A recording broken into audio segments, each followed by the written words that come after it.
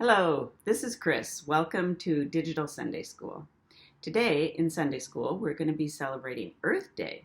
So, in honor of Earth Day, I put on my earrings that have flowers on them. We all know that flowers come from the earth, right? So, I don't know if you can see these, but these are my earrings that I wear when I celebrate Earth Day. And there are many stories in the Bible that are about the earth and about how the earth comes from God. And the story that we're going to read today is called The Burning Bush. The Burning Bush is a story of Moses. Here's Moses right here. And can you see what Moses has along here? These are sheep.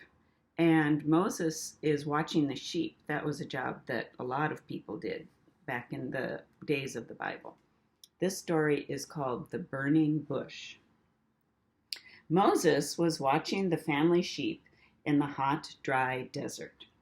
Suddenly, Moses saw a very strange sight.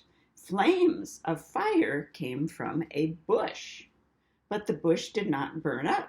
Moses squinted. Moses looked around the bush one way, and then Moses looked around the bush the other way. All of a sudden, there was a big voice. "Moses, Moses," said the loud voice. Moses was scared.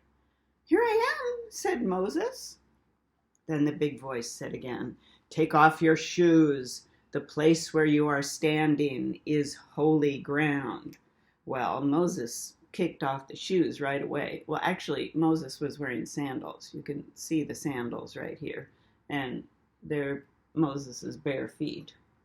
Moses kicked off the sandals, keeping his eyes on the flaming bush. Then the voice said again, "I am the God of your ancestors."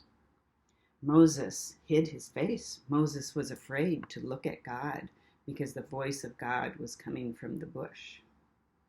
Now, the part of this story that we're going to focus on today, because we're celebrating Earth Day, is where the voice of God said that Moses was on holy ground.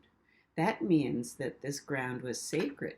And this is a story that helps us remember that the earth is sacred and that we should always remember that the earth is sacred, it's holy, and it comes from God. And we should take care of the earth for those reasons. And our activity for today is rock painting. So for this activity, you can go out in your yard and find a rock. I found one out in my yard. This one I picked up and I liked it because it fits in my hand really nicely. So you find a rock, or you can do a couple. Find a rock that you like out in your yard, bring them inside, and decorate them.